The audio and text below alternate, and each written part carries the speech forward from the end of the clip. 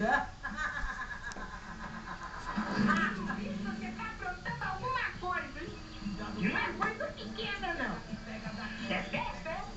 Não te interessa. E se for uma festa, você não vai ser convidado. Entendeu? Ih, puxa, menino. Eu não sei por que você não me convida, viu? Tá com ciúme de mim, né? Que ciúme que nada. Tchau. Sai. Desinfesta, sai.